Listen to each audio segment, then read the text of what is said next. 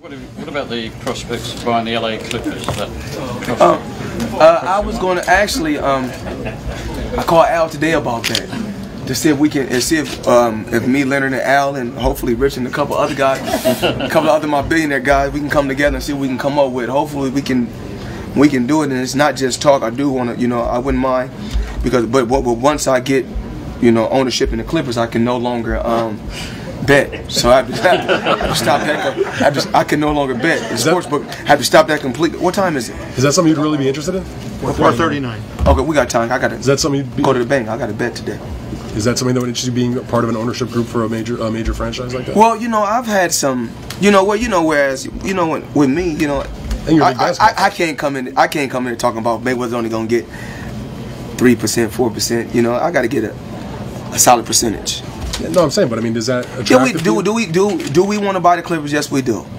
We're very, very interested in buying the Clippers. Would you move them to Vegas? No, we'll keep the Clippers right where they're at, because actually when I'm off, when I'm not boxing, I'm at the games all the time, because I walk right to the game.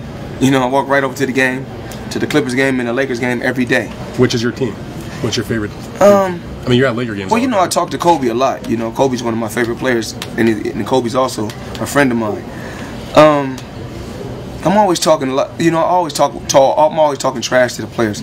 It's fun to go to the game and talk trash to the players and just, shoot the shit at the players. But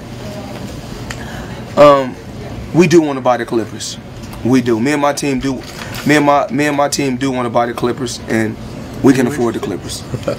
But are you interested in the Clippers? Yeah, but he always at the game. He like the Lakers. He wants the Lakers. That's right. But cheap teams. Donald Sterling. Everybody has been.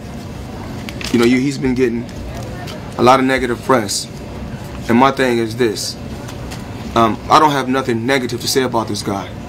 He's always treated me with the utmost respect. He has always invited me to games. Always. And has always told me, Floyd, I want you to sit right next to me and my wife. I don't know about the mistress. But I'm talking about him and the wife. And the mistress has always tried to sit girls by me, and I'll be like, no. I was always like, no, this is my guy's seat. My guy, his nickname, we call him P. Rilla, but we're talking about James McNair.